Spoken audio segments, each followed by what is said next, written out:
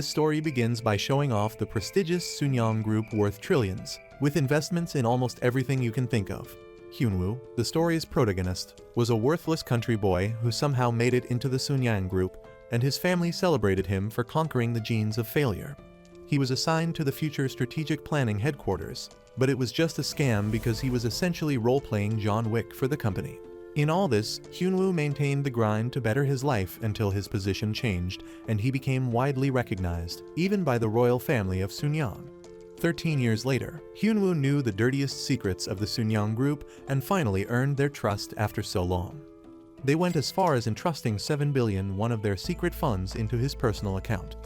Currently, he was on a trip ordered by one of the sons of the Sunyang Group, who instructed him to hide away in the Maldives until the cops had stopped investigating their company. Hyunwoo thought it was risky to entrust such a large sum to him, but the son said he could even trust Hyunwoo over his wife, as he was the only one trustworthy enough to handle such funds. Whether or not Hyunwoo had ulterior motives, the Sunyang's trust was enough to give him the soft boy life. Later he arrived at the airport in the Maldives and was approached by some hitmen, who were workers in the secretary's office. This was rather surprising, and he asked why they were there, so they said it was the president who instructed them to assist him. However, that was absolute cap because his presence in the Maldives was a top-secret mission. But before he could say a word, one of the hitmen pulled out a gun and pressed it against his chest, saying he could quietly comply with their instructions from the president to assist him indefinitely.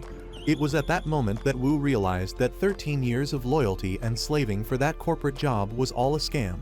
He asked to make a call to the president, but the hitman told him to think again because he was too low to question the president. Desperately, Woo said they could go ahead and beg the president to allow him to finish the job and he'll flee to a distant country forever. The other thug told him to shut the crap up and consider his wife and parents because the royal family promised to heavily compensate his parents while the CEO would take good care of his wife. Woo knew this was crap because, after blaming the corruption on him, it was highly unlikely that they'd treat his family nicely. Now, neither would he get retirement benefits, nor would they leave him a penny if the cops seized his properties. After a while, the car stopped at a forest in the middle of nowhere, and Woo knew it was over for him. Just as he was about to say his last words, the fat goon shot him, and that was the end of his chapter. But was it? Soon after his death, Hyunwoo's soul was placed in the body of a boy riding in a car with his parents. His mother was worried about him and called him by the name Dajun, so he recognized that his mom was a famous actress and his dad was her simp fan who wrestled with the paparazzi. Dajun's brother was beside him and said he was acting funny when he slept off, and his mom felt he had a nightmare, so he told her not to be worried.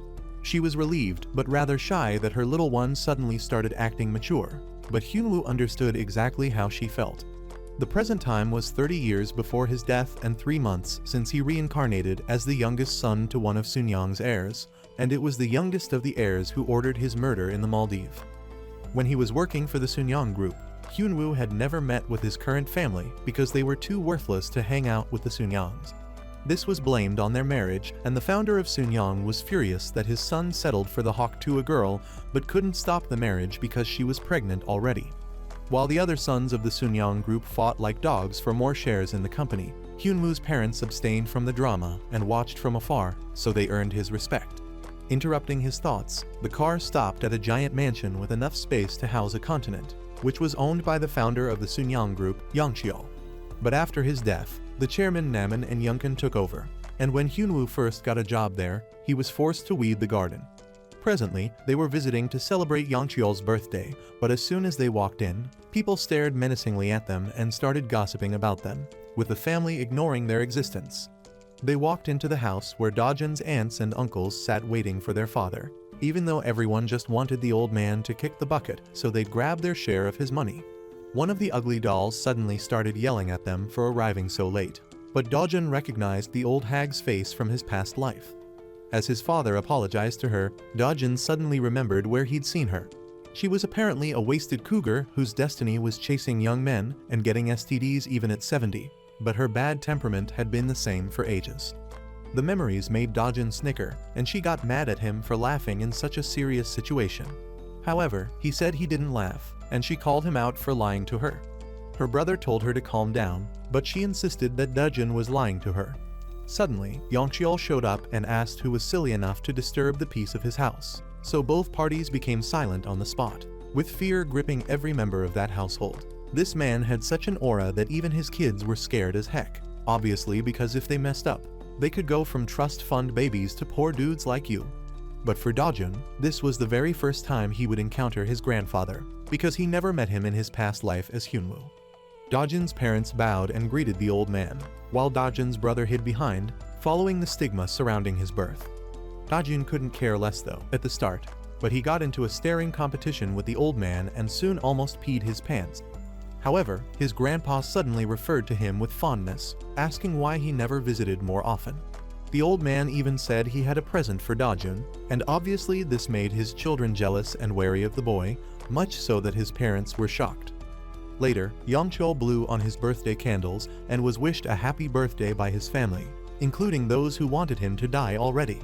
However, Dojun observed how his mum had been transformed into a maid, and even the wretched aunt was sending her on errands, among the others. One was even asking her to get back to slaving as if she was just wasting her life on YouTube shorts. This made him angry as he noticed that there were over 10 domestic staff, but they were just pushing his mum around. Later, she walked up to him and fixed his button, smiling at him as she called him her handsome son. Suddenly, someone called out to her and said she should get to washing the dishes if the food was finished, so she obediently agreed to do it. However, Dojun wasn't cool with this and was determined to ensure that his mum would be treated properly. But he was also upset with his grandpa because he treated even his parents coldly. Much later, the grandpa said he'd prepared a horse as a present for Dojun, but the boy was disappointed to find that the horse was all silicone and Botox like your crush. Anyway, what mattered right now was that the cold Yongcheol was suddenly being so nice to Dojun and only to him. Dojun wondered if this was a guilt conscience the old man was having about maltreating Dojun's father, so he decided to test just how much the old man liked him. Dojun told his grandpa that he preferred real horses to that crappy plastic thing he bought, and the old man was taken aback. He went on to say that he preferred real cars to toy cars and real boats to toy boats. Seeing the hard expression on his grandpa's face, Dojun felt he'd overdone it, and the grandpa asked him if he knew what real stuff meant. Knowing it'll be better to answer like a kid, Dojun simply said that real stuff, whether things were made by his grandpa, and that he liked the real cars, ships, and televisions made by his grandpa because those were real. A moment of silence ensued and Dojun was curious to see his grandpa's reaction. Rather calmly, the old man told Dojun that getting the real stuff would entail hard work and some scary experiences, but he'd be good if he liked fake stuff. Dojun laughed at the attempt to fool his childish appearance, and his gramps struck a deal with him, saying he'd get a real horse on his next birthday if he aced all his subjects for a year. This was rather funny to Dojun because it was like saying a Harvard graduate can't get all as in kindergarten. Even worse, he looked at Dojun and said he lacked confidence, but Dojun only had a smirk on his face and confirmed that all his grandpa wanted was for him to get straight A's. Later, when he went back outside, a young relative invited him on their grandpa's orders to the playroom, but that face gave him PTSD and took him back to the day he died in the Maldives. It turns out that this young man was the same farthead who claimed he trusted Hyunwoo over his own wife and still ended up ordering his death. While the other kids flocked around him, Dojun was pissed with him and had to remind himself that he was no longer Hyunwoo but Dojun. Later, his cousins all went into the playroom and started fighting over the dumb plastic horse, so one frog-brained boy hopped onto the horse and kept behaving like a dum-dum. It seemed Dojun's brother also understood this brat's behavior, and the entire family had gotten used to it. However, Dojun didn't care and wasn't about to settle for that behavior, so he walked up to the turd and boldly claimed that the horse was his. However, the boy didn't care if it belonged to the Pope because he could do as he pleased. Although the other kids supported him, Dojun didn't care and kicked the pole attaching the horse, after which it fell with the brat, who immediately started screaming about his leg. The terrified young ones went to seek out older ones to intervene while Bratty bawled his silly eyes out, and Dojun boldly warned him never to touch anything that belonged to him. The boy's mum came in with some others and she addressed him by the name Kangjun. Meanwhile, Dojun's mum seemed shocked to see what her boy had done, but suddenly, Kangjun's mum slapped him, calling him a complete nutcase. She slapped him over and over again, but Dojun had no words for that sad hoe. However, his mum soon stepped in and protected him from the angry woman, who told her to get out the way. The enraged woman only got more furious, so she raised her hands and was about to hit Dojun's mother when Yangcheol's voice roared through the halls. asking what the heck was happening. She was ashamed of herself before her father, but he told her to stop creating a scene and take him to the hospital.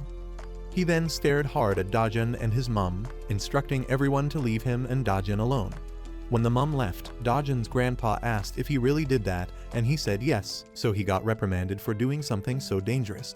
Dajun replied that the horse belonged to him as a gift from his beloved grandpa, but Kangjun stole it, and instead of having anyone take it, he chose to break it. The grandpa was surprised to hear that Dajun did all that just to prevent anyone from having his horse, and even though there was some tension in the air, he broke a slight smile. Of course, Dajun knew the old man would appreciate such evil spite because he was otherwise known as Osama bin Yangqiao. The grandpa said he knew Dajun didn't mean to hurt his cousin, but as a result of his actions, he'll certainly get punished. He then asked him to follow him, and Dajun was led to a large library with corporately dressed influential men who presided over the decision-making of the Sunyang group.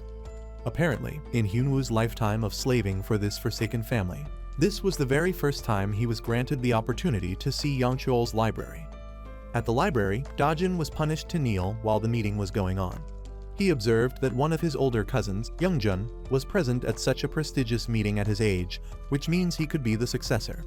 Anyway, Dajun's grandpa asked them for their insights into an ongoing matter, and one of them spoke up, referring to a certain old man's persevering nature, which make him attack them head-on. Yangcheol thought for a second and mentioned something about the army, but Dajun was just as confused as we all were about the topic at hand. Someone else spoke up about a large gathering of people, and when joined by the army, they become even more aggressive. Now the founder was angry and asked if this meant his company was just to wait for the government to fall apart, and he asked if they were certain about where next the president would come from. Someone said it might, but his unsure response pissed Yangcheol, who just wanted to know for sure where he stood. He asked one of the two men who framed Dajun in his past life, and the older one of them said he was certain the government wouldn't collapse because every now and then people would protest. The others agreed with him, but Dajun found their naivety strange because he knew that in 3 days, the president of the country would declare a surrender to the opposition.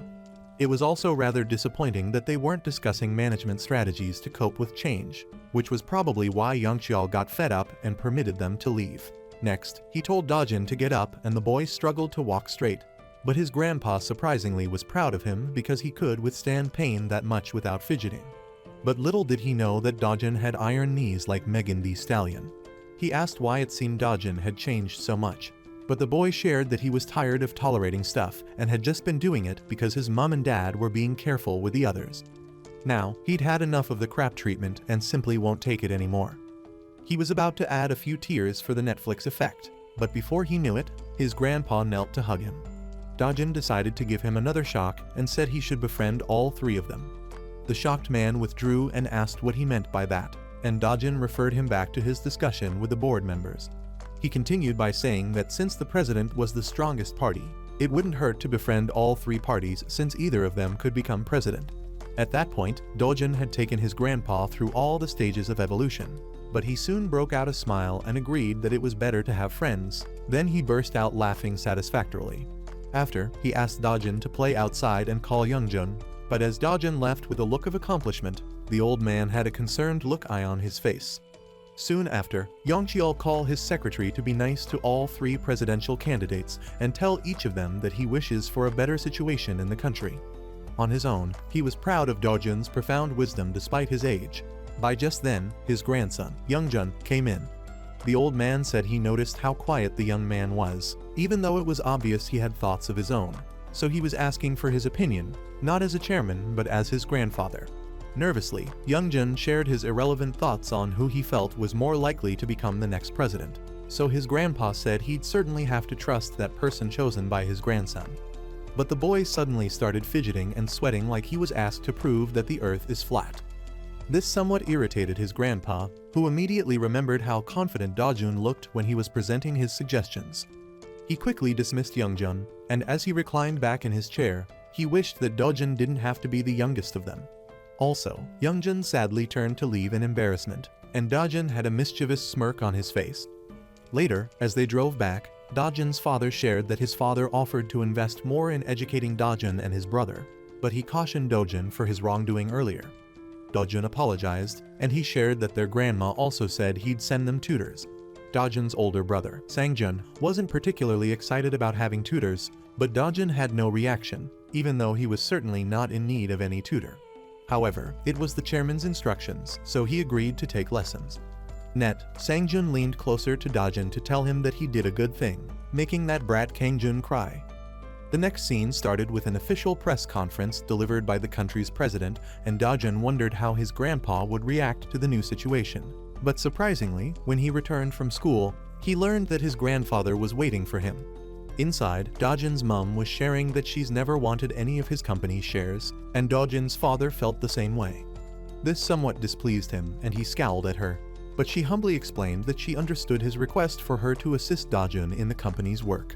Besides, Dojin was too young for that, and she wanted to let him grow and be mature enough to make his own decisions. The angry old man asked her if she was dumb or what, knowing what it meant to receive shares in his company, because this was a chance for them to be redeemed as his children, which he had kicked out. But now she was throwing away that chance. She humbly apologized and said she only wanted her son to grow up doing what he truly wanted to do with his life. The old man was now more enraged than before, but Dojin suddenly came in and interrupted the conversation. He warmly opened his arms to welcome Dojin as his precious little one, and then lifted him up, asking him about school and all. Dojin asked him if he was upset about something, but the lying old man said he wasn't, and blamed it on his voice being louder than megaphones. His mother also said the same thing, not knowing that her 10-year-old son has twice her ick. Anyway, he told both parties not to argue because of him and agreed with his mum, saying he'd live as he desired until adulthood. The old man looked sad and disappointed, but Dojin went on to finish his statement, saying he wanted to be the chairman of a big company just like his grandfather. The old man's eyes lit up with shock, and he laughed heartily, saying Dojin just had to follow in the footsteps of his predecessors. He turned to his daughter-in-law, feeling good for having Dojin on his side, and pleased that his grandson also wanted to be an executive. The poor woman became teary-eyed and offered to bring her father-in-law some tea. He told her to meet him in Dojin's room because he had some things to discuss with his grandson. Meanwhile, Dojin had seen his mother almost crying and thought it had to be because his grandfather finally addressed her as his daughter instead of in the rude manner he usually did. Later, Yangcheol reminded Dojin of what he said a few days back about making all three presidential candidates his friends, and shared that he sent gifts to all three of them to foster better relationships with each of them. However, something had changed that very day, as 2 out of the 3 parties teamed up against the president, so the situation was chaotic. This time around, he'd have to pick a side instead of making friends with all 3 of them as they'd planned. However, Dojin innocently asked if the new coalition between the second and third parties would yield a president and vice president, but he said no, because there was no vice president in their country. This made him ask why then they would join hands if there was no position for a vice president in the first place, and that in the end, it was only one of them who would become the president. Suddenly, Yangcheol realized that the coalition wouldn't happen because it was pointless, and the 2 opponents won't really help each other. Dojin obviously knew this from before, as both leaders didn't actually unite at the end. However, his grandpa found it weird that he and a bunch of other grown-ups couldn't see the obvious deceit, but his grandson could see the element of human greed at play. Impressed, he marveled at Dujon's intelligence and patted him on the head. Much later, Dujon went on a trip to a place called Dangjin, which he described to his parents as a place of geographic importance he read about in his textbook. However, his curiosity wasn't the real reason why he was headed there, and he really just wanted to see the place he grew up in when he was Hyunwoo. However, he wondered how to communicate with his former parents, and he soon became emotional when he saw them.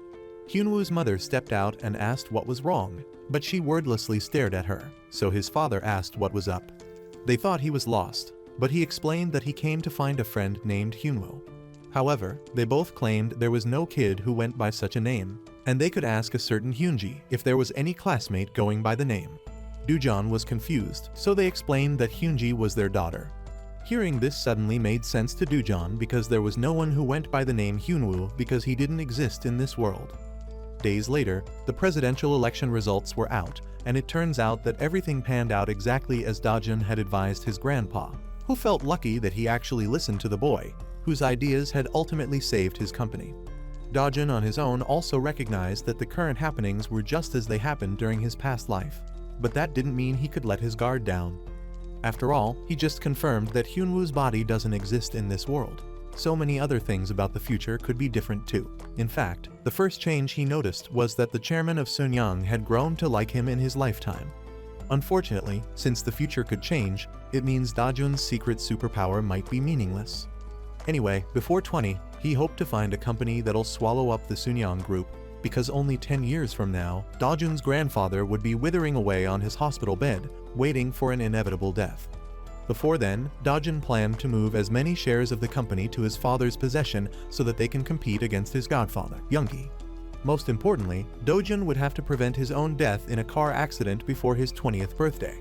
While he lived as Hyunwoo, Dajun remembered hearing about the accident, which claimed not only Dajun's life but the entire family. But no one cared since they weren't relevant to the other family members, and for that reason, even he couldn't recall any detail about the car crash. But for now, he had to prevent his own death, and he wondered if helping his grandfather to live a bit longer could significantly change the future. As he finished dressing, Dajun's mum knocked to inform him that it was time for his appointment. Later, he arrived at his grandpa's place and ran to hug the excited old man. Dajun wondered if Yongcheol just wanted them to enjoy a private moment together, following the recent news that came out just as he predicted. With a smile, Dojun asked if something good happened, and the old man smiled, saying he was just happy to see Dajun and was going to get him any treat or toy he could ever want. The young one asked if this was because Yongcheol saw his grades, but his grandpa knew nothing about it and must have forgotten his initial promise to Dajun. Anyway, Dojun said he aced all his subjects with a 100% score in all of them. This made Yang so happy that he burst out laughing heartily and wished he could even buy Dojun a real horse already. However, Dojun couldn't care less about stinky horses when he had Bugattis at his disposal. He calmed his old man and said he could get the horse much later after he'd learned horse riding. Anyway, he asked his grandpa why he summoned him if it wasn't to fulfill the promise he made earlier, and the old man shared that Dojun's advice had contributed to making the company larger than before and increasing their earning power. The smart chap asked if that meant his grandpa could get him better things than a dumb horse, and the man said yes and was in the middle of making better suggestions when they were interrupted by the domestic staff who wheeled in all sorts of goodies. While they ate, Dojun's grandpa offered to build him a pasture to ride his new horse, and that was exactly what the sneaky little man wanted to hear. So he expressed his delight and ran to hug his grandpa.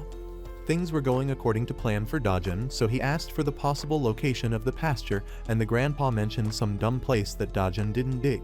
His expression showed his grandpa that he didn't like it, but Dojun said he did, only that it was too far from his house.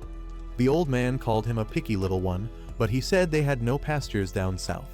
However, Dojun suggested that they could make one because his grandpa was great at making stuff. For some weird reason, the statement made the old man burst out, and he shared that he only personally purchased 19 out of 48 branches of his company, and the rest were taken over. Dojun was shocked to hear that, but his grandpa shared that he needed vital connections to grow. However, he was willing to help Dojun on his feet. He called out to his workers to fetch him a map of the city, and this was obviously good news to Dojun. When the employee bought the map, Dojun's grandpa decided to test his perception, so he handed him a pen and permitted him to mark the area where he wanted the pasture. This was the start of Dojun's long-term goal to create several pastures globally, so he had to select areas where land would appreciate in value. The old man urged him to make a careful choice because the city center was off limits and he'd have to avoid the downtown areas. Soon, Dojun made his choice, even though it was far from his home, so the grandpa asked his guy to assess the land's status and conditions. When they were alone, Yongcheol asked Dojun whether he had any friends, but Dojun couldn't explain how he would rather be in airplane mode than say hi to anyone. His buns were saved when the employee returned to report that the land Dojun chose was really fertile but had terrible infrastructure, so only broke donkeys like you could live there. After thinking for a while, the grandpa said it wouldn't be hard to create a pasture there, and Dojun swallowed hard, waiting for his final decision. Eventually, Yongcheol ordered the employee to find purchasable land in units your decomposed brain can't comprehend. That was a win for Dojun, but his grandpa said the land was filthy and not exactly something he'd purchase because it would take a lot of time for the land's value to appreciate. But it was going to act as savings for Dojun since he'd be old enough to witness his land appreciate in value in the next 20 to 30 years. But most shockingly, only Dojun knew that the land area he chose was going to be a renowned city in the next 2 years, and he'd have a fat share of 50,000 acres of land. The next day, Yongcheol was approached by his daughter, who brought a candidate soliciting his support, with the aim of strengthening her father's relationships with the middle class. However, he wasn't willing to waste expenditure on the election because it was also already easy for them to win. This horrified his daughter, who thought he meant that the candidate wasn't worth being spent on. But he said Choi already wasted his chances because he thought he had arrived. The old fool apologized, but Yang Xiao's outrageous daughter angrily said the guy didn't deserve such treatment because he came from the very best family of lawyers. Her name statement made her father smile as he reminded them that it was with his own money he made that man the chief prosecutor of Korea, but it was mostly because he needed a dog to clean after their messes. Choi was upset but tried to maintain his cool, and Yang Xiao warned him to stop being greedy and act like the good dog he was. Next, he turned to his daughter Seoyun and asked to give her the audacity to act out of her role as a department store owner. She was surprised that he knew her plans because apparently she planned for Choi, her husband, to get into political power, eliminate her brothers one after the other, and have the Sunyang group all for themselves. She apologized and sought his forgiveness, and then he told her to be happy where she was because she could get replaced in minutes. All the while, Dojun had been watching with a smirk on his face because he was glad that the greedy couple was served on the spot. After the ruckus, Yang Xiao asked Dojun if he was bored, but the young one claimed he was busy reading, so his grandpa urged him to keep it up. He then pushed him an envelope that contained the local documents for the land he wanted. Apparently, they had given him up to 80,000 acres, and even though this pleased Dojun, he asked his grandfather why it exceeded the 50,000 acres he initially promised. The grandpa was obviously impressed with Dojun's accurate recollection of the number, but that was deliberate because Dojun wanted to prove his management skills. The grandfather explained the reason for the increase in quantity, but this meant he would be getting approximately 16 billion won in about 2 years. He hugged his grandpa, who certainly didn't know just how much his gift meant to him. Fast forward to a year later, when the capital city, Seoul, became overcrowded and housing became expensive. The government had no choice but to expand and create more affordable housing by constructing a new city. The chosen location turned out to be none other than Bundang, which Dojun had chosen. As his grandfather saw the news, he was shocked and reminded his secretary Lee that the pasture he created for Dojun a year ago was now located in the construction area of the new city. Essentially speaking, he had hardly gone by and Dojun was already 100 times more rich in real estate. His grandfather confessed that he was the dude who exchanged his bitcoins for a slimy pizza, while his grandson, Dojun, was so sure about that land and stuck to his decision. Now he instructed Lee to take care of his grandson if he grew to be a decent boy, and in the event that he allocated about 4 of these companies to the young lad, Lee should ensure that the other greedy children wouldn't steal them. Meanwhile, Dojun was excited because he was now 140 billion won richer due to his wisdom and investments. While he was celebrating his win, his parents interrupted him and requested a talk to him. They asked him what he planned to do with his money, and he claimed he was going to save it at the bank, even though he just wanted to splurge it in Ibiza. That impressed them, but Mom asked if he wanted to buy anything, and he said she had always gotten him everything he wanted, so instead he asked his parents if there was anything they would like to do with the money. They were both shocked and surprised, and his father had a weird look, so he walked out of the room without saying a word. This made Dojun wonder where he went wrong, but his mother explained that the dad was only surprised at his response. She met her husband and explained that the young lad was only speaking immaturely, but he had good intentions. However, the man said he wasn't angry, but rather embarrassed because when Dojun offered them his money, he could only think of finally paying for that Feed Finder subscription. However, his wife smiled and said she felt the same way because that's such a huge sum of money, and it could relocate the entire family abroad. It turns out Dojun was eavesdropping on their conversation and knew just how much his parents loved them. Much later, Dojun walked up to his father and apologized for earlier, but the man said he was only surprised and asked what Dojun's future plans were. He straight up said that he wanted to become the chairman of a company even bigger than his grandfather's, and this shocked his father, who later broke into laughter. Dojun understood why he was laughing because Sunyang Group was the #1 company in their country, and he felt Dojun's dreams were much bigger than his tiny meatballs. Unfazed, the boy asked his father to help him realize the dream, but the man said there wasn't much he could do to help Dojun because he was uninterested in managing companies despite his management degree, and he'd rather binge-watch movies. The boy then asked his father if he had friends he studied with, but this visibly surprised the man and made him sit up. Meanwhile, one of Dojin's uncles heard about his financial success in real estate and was so hot-headed that he could roast a barbecue on his scalp. Youngkin didn't even hide his jealousy and said Dojin could now afford to buy 20 apartments monthly if he wanted. However, Jang was upset about his lack of seriousness because the chairman was so greedy he wouldn't give a dime for free. Yet he could gift a pasture to Dojin. This made Youngkin sober, and Jang continued, saying that the chairman, who was his grandpa, had never given him an acre of land or a bank account, meaning he never really rated him to begin with. He ended his statement by calling Youngkin a pathetic wet rag, and as he sighed, he decided to keep an eye on Dojin's family. At Dojin's house, his father introduced him to a friend of his who also studied management, and the man introduced himself as Seyon, the representative of a reputable company. From his past life knowledge, Dujan remembered that the man became a super asset management company. Seyon asked his friend to excuse him for some privacy with Dojun, and before he left, he advised his son to add her to the man's instructions. When they were alone, the man confirmed what he heard from Dojun's father about his ambition to become a businessman, like his grandfather. But Dojun stopped him midway, saying he wanted to be a businessman greater than his grandfather. Casually, Seyon said he was greedy, but Dojun said he was just a dreamer and asked if the man was the boss of a large company. Seyon said he was, and he was one who helped the rich get richer and got to meet a lot of rich folks. Dojun asked if he could help make him richer, but the man said he was only going to talk briefly with him because a tiny thing like himself couldn't be his client because all his clients were wealthy. However, Dojun told him he had about 14 billion won in his bank account, and after selling his leftover acres, he'd have 10 billion more. The man looked shocked, like he'd seen a ghost, and couldn't believe that Dojun had 40 billion in his name. He immediately looked humble, and Dojun presented him with an investment plan he came up with. This surprised the man, but he was even more shocked when he went through the business plan.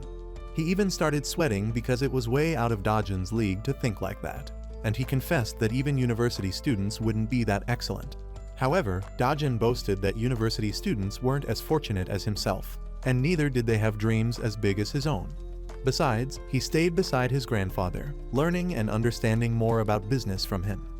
This made Seyon ask if Dojun was influenced by his grandfather, and he smiled, saying he was always beside his grandfather, who would discuss really important things in his presence. The man felt chills rush down his spine, and he swallowed hard, and after the meeting with Dojun, Seyon asked his friend why he didn't mention anything about Dojun's 14 billion won. Obviously, he just realized that Dojun wasn't an ordinary kid, but rather a genius. Dojun's father thought it was all about his son's grades at school, but Seyon knew very well what he was saying. Anyway, he defeatedly walked away as he planned to rethink his life's decisions. Left alone, Dojun's father tried to understand why he called his son a genius, but the boy simply put this childish display on his face. Later, Seyon and Dojun reconvened to discuss more about his business plan. Because the man felt Dojun's grandpa was the mastermind of the business plan, he found it worthwhile and said Dojun won't need the investment management book he brought with him. Seyon also said by the end of the year, Dojun would have an investment company located in the States, and Seyon will personally cover the expenses. Dojun had yet another request to make, and the man was prepared to get shocked again and was sighing when Dojun's father came in, asking if his son was causing problems. However, Seyon dramatically tapped him and said he was jealous that a genius like Dojun was not his own son. In summary, Dojun said he'd only use 10 billion of the money, and he planned to start a movie production company with the remaining 4 billion so his dad would become the CEO. Dojun's father was taken aback because he always wanted to be the CEO at Cornhub. Seyon remarked that Dojun was a critical thinker because he knew his dad would refuse to collect any money from him, and so he decided to create a movie company just for his dad. Meanwhile, Yang Cheol's secretary, Lee, reported that Dojun was now handing out with Seyon, whom Yang recognized as a money mogul. He was surprised that his son, Yoongi, had such a friend, but Lee highlighted how impressive it was that Dojun was leaving his money to an investment company instead of leaving it in a bank as they all thought. Anyway, Yang was worried that Seyon was going to prey on Dojun's wealth, so he asked Lee to personally investigate the man. Left alone, Yang realized that Dojun was simply not satisfied with the banks, and such greed was similar to his own. Later that year, some global events were happening and everyone was engrossed in them. But for Dojun, his company had become an overnight success, and he owned 98% of the shares while Seyon and his colleagues owned 2%. They took a trip to New York, and Dojun marveled at how grand his company looked, even though Seyon thought it was a little shabby. He explained that he chose a cheaper building because he wanted to avoid unnecessary expenses. However, to Dojun, that shabby building was his own likely White House. Dojun named his company Fantasy Investment Inc., which Seon thought to be a bit childish, but the young lad knew exactly why he named it as such. As he walked into the company, Seon couldn't believe he was in his first company, the very one he planned to use to overtake the entire Sunyang Group. Seon was received by some Americans in the company, who were all smiley until they heard that Dojun was the CEO of their company. In return, he introduced them to Dojun, but they were surprised to hear him speak impeccable English. He claimed he tutored himself a bit, but Seon noted that he sounded exactly like a Native American. This was all thanks to Dojun's efforts in his previous life, where he tried to master as many foreign languages as possible just to stand out among his colleagues. Anyway, he asked them to research a specific company which was named Martin Bell of Computers. That would be the very first company Dojun and his partners would invest in. So the Bell Martin guy was someone who, at a really young age, began inventing solutions and investing up to the stage when he built the Martin computers. After he mentioned the man's name, the surprised Seon asked him what he knew about the man in question, and Dojun shared his knowledge of Bell Martin's childhood. However, Seon wondered if it was wise to invest in a person merely because of their childhood story, but Dojun felt the man had the potential to bring a large sum of money to their company. When you don't upon him, he told the other employees to research thoroughly the man and his inventions. A few days later, Seon and Dojun had an appointment with Martin Bell at a hamburger place. On the way, he told the young lad that the success of investing with Martin would be low because the company was already successful, and there was no eagerness to get investors. Dojun felt they were late, and Seon seconded his opinion by pointing out that even the meeting spot was a casual standard and it was rather difficult to arrange the appointment. They got into the restaurant and Martin waved them while Dojun took a movement to appreciate the fifth richest man in the United States. Martin was curious about Dojun and Seon shared that the boy was his greatest fan. He laughed heartily and told him to get right into business. So, Seon shared that dude would like to invest in his company. However, he said they didn't need any investors because they already had enough. Seon said they already knew that, but were hoping that he would reconsider his decision. Unfortunately, Martin was not going to budge and had faith in his perfect plan. That was where Dojun stepped in and shared that Martin's childhood reflected in Dojun's present state, and he planned to be just like Martin currently was in the future. But Martin said he was just daydreaming because he was a genius at a young age. However, Dojun shared that Martin only made $2,000 as a teen selling pictures of his tiny pickle, but Dojun made $15 million from selling real estate. This shocked Martin, and Dojun went on to share that he planned to invest his money into Martin's company. Martin was shocked and asked Seon if Dojun was his son, but the man said Dojun was actually his boss. This further shocked Martin and burst into a peal of laughter, asking how Dojun knew he was selling stamps at a young age, but Dojun simply shared that he did some background research. Next, Martin asked how Dojun planned to become a major shareholder if Martin wasn't accepting any investments because he still owned more than half the voting rights on his company's board. However, Dojun said he knew the company would go to hell in a year's time and their stocks would be so low that he'd buy them off, becoming a major shareholder in no time. However, if Martin accepts their investment, they'll give him all their voting rights until he sells their stock. Seeing that this boy was going on a rampage, Seon advised him not to make such decisions on his own and started doing some basic math. After observing the two, Martin realized that Dojun was really Seon's boss and asked for his name, which he presented as Howard Jean. He then said he was interested in talking some more, but this shocked Seon. They successfully concluded the meeting, and Seon said they might be left over from the $15 million investment. So Dojun advised him to bring up another investment opportunity and he'll decide. Next, Seon shared his surprise at how incredible Dojun's conversation with Martin was, and his intelligence surpassed his age. Without hesitation, Dojun confessed that he only reincarnated into his current body, but had the brain of a 40-year-old. It seemed Seon was about to buy it, but he simply thought it was a script only Steven Spielberg could execute. However, he wished that it was true because that was the only viable explanation for Dojun's exceptional brilliance. Meanwhile, Lee reported his findings about Dojun and Seon's trip, saying it was mostly a business trip. However, he also shared that Yoongi, Dojun's father, was establishing a film production company that was in its final stages. Hearing this, the chairman was enraged, mostly because that was with Dojun's money of about 4 billion won, the equivalent of almost $3 million. He felt this was a foolish attempt at shallow recognition by Dojun, because investing in Yoongi was a hopeless venture.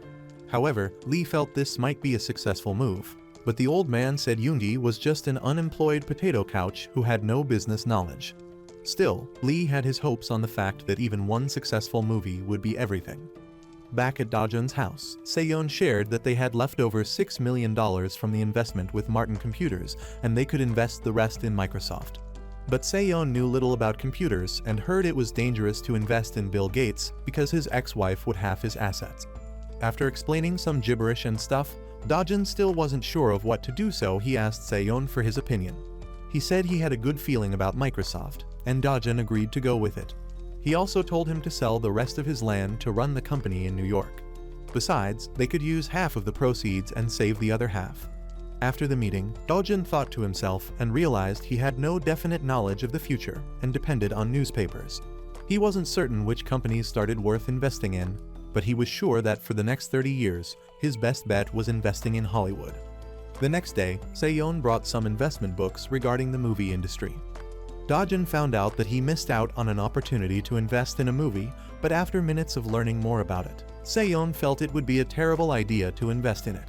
He explained that its production was already faulty, but Dojun was enthusiastic about it and said he was willing to go all out for the movie. However, Seyeon wasn't supportive of Dojun's decision because it felt more like a gamble, and investing in movies wasn't easy because it was hard to pull out if things went south. Dojun pleaded that this would be the last time, but the angry uncle wasn't having it and maintained a stern expression on his face. Still, Dojun wasn't going to let this chance slip away, as his company was going to make history as a film investment company, making 10 times their investment in profit. He soon switched to an assertive tone, saying it was his money and he could do whatever he wanted with it. Besides, even if all the money in Dojun's company disappeared, his grandfather was the richest man in their country, so that wasn't an issue. That was it for Seyeon, but he could only tame his anger and agree to do what Dojun said. After receiving the final instructions on what to do, Seyeon turned to leave, but Dojun's mom invited him for dinner. However, he turned it down because he was in a very terrible mood, and the boy's mom became concerned. Dojun told her not to worry at all because he knew deep within that Seyeon's anger would dissipate at the end of the year, since the movie they were investing in was none other than Home Alone. Will Dojun's Hollywood investment become a total disaster, or is he about to make his grandpa's company eat poop? Comment "My Holy Wood" if you'd like to find out in part 2. Leave a thumbs up if you liked the video and subscribe to the channel for similar content. As always, thanks for watching.